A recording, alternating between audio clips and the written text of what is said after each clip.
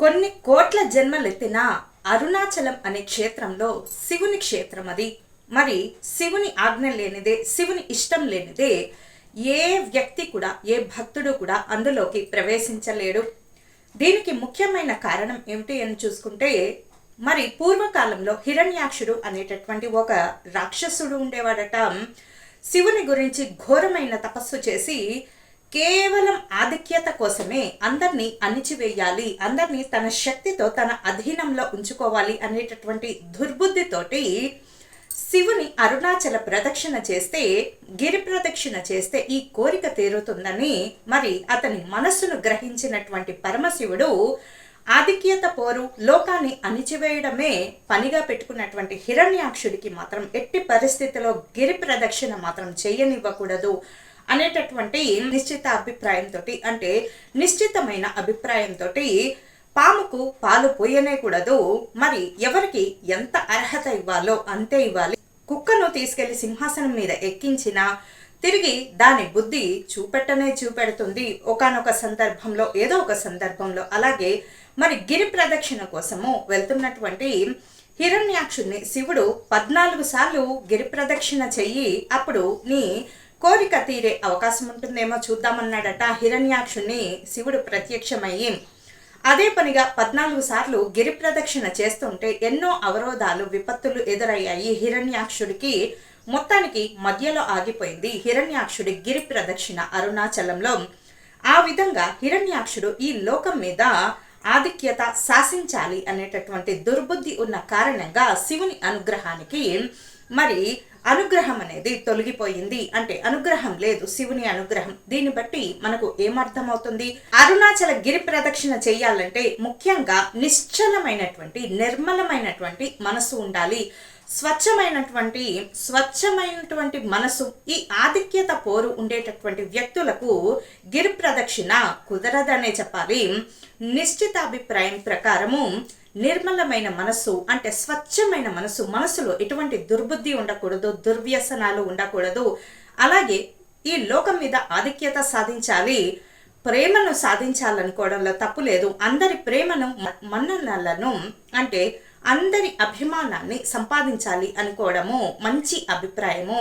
అటువంటి వారికి శివుడైనా ఏ దేవుడైనా అనుగ్రహిస్తాడు, వారి కోరిక తీరుస్తాడు. కానీ కేవలం ఆధిక్యత సాధించాలి అనేటటువంటి అభిప్రాయం ఉంటే వారికి కూడా అరుణాచల గిరి ప్రదక్షిణ అనేది మరి శివుని అనుమతి దొరకదని నానుడి. అలాగే భక్తులై ఉండాలి, స్వచ్ఛమైన భక్తులై ఉండాలి, పరనింద చేయనటువంటి భక్తులై ఉండాలి, ఇతరుల పరిస్థితిని అర్థం చేసుకునేటటువంటి భక్తులై ఉండాలి. ఇవన్నీ ఉంటేనే భక్తి, అలాగే వేటి మీద వ్యామోహం లేకుండా పరమపదంలో, పరలోకంలో, పైలోకంలో భగవంతుణ్ణి వెతుకునేటటువంటి వ్యక్తులు ఉంటారు. నాకు ఈ లోకంలో ఏమీ అవసరం లేదు, జీవించినంతకాలం భగవంతుని సేవ, మరణానంతరము ఇక ఊపిరి ఆగిపోయిన తర్వాత నేను శివ సాన్నిధ్యాన్ని కానీ వైకుంఠాన్ని కానీ చేరాలి, భగవంతుణ్ణి చేరుకోవాలి, మోక్షానికి అర్హత సాధించాలి, మోక్షాన్ని సాధించాలి. అంతే తప్ప ఇదే నా చివరి జన్మ కావాలి, ఇక నాకు మరు జన్మ లేనటువంటి స్థితి కావాలి, అంటే నాకు ఇక ఏ జన్మ అవసరం లేదు, ఊపిరిన్నంత వరకు దేవునికి దీపం పెట్టడం కోసమే బ్రతుకుతాను, మరణించిన తర్వాత భగవంతునిలో ఐక్యమవుతాను అనేటటువంటి వారికే ఈ గిరి ప్రదక్షిణ అనేది సాధ్యమవుతూ ఉంటుంది.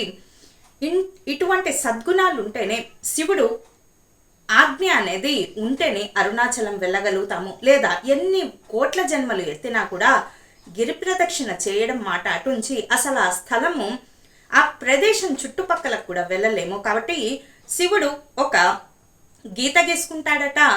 మరి అరుణాచలం వచ్చే ముందు, ఆ తర్వాత అనేటటువంటిది ఆ గీత. వచ్చే ముందు ఒక మోక్ష మార్గానికి వస్తున్నటువంటి భక్తులు పడే ఆరాటానికి, వచ్చిన తర్వాత దర్శనం తర్వాత ఒక గీత గీస్తూ ఉంటాడు. ఎవరిని మోక్షానికి పంపించాలి, ఎవరికి అర్హత ఉంటుందని బేరీజు వేసుకొని ఒక గీత గీసుకుంటాడు భగవంతుడు. ఇక ఆయా లెక్కల ప్రకారం ఆయన ఆజ్ఞ లేనిదే, శివుని ఆజ్ఞ లేనిదే చీమైనా కుట్టదుగా. ఆ ప్రకారమే శివుని ఆజ్ఞ లేనిదే అరుణాచలము, ఆ ప్రదేశాన్ని కూడా మనము స్పృశించలేము, అంటే అక్కడ కాలు కూడా పెట్టలేము. కాబట్టి శివుని సాన్నిధ్యం కావాలంటే ముందు నిర్మలమైన మనస్సు ఉండాలి. ఎటువంటి చెడు బుద్ధులు దుర్వ్యసనాలకు దూరంగా ఉండాలి. పరనింద చేయకూడదు. వీలైతే సహాయం చేయండి, లేదంటే మౌనంగా ఉండండి. ఎవరి కర్మను వారే అనుభవిస్తారు. మనం మంచి చేస్తే మంచి మనకు తిరిగి వస్తుంది. ఒకవేళ చెడు కర్మలు చేస్తే చెడు మరి మన వెనక్కి వస్తుంది.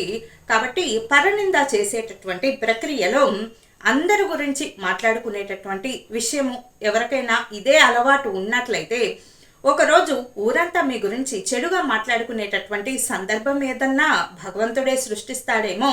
కాబట్టి పరనింద చేయడం అనేది మానివేసేయండి ఇక నుంచి అయినా.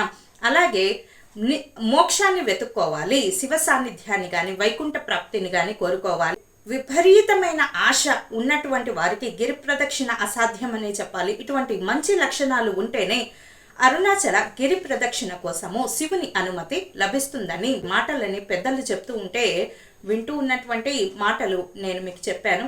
కాబట్టి అందరూ కూడా అందరి శ్రేయస్సు కోరుకోవాలి.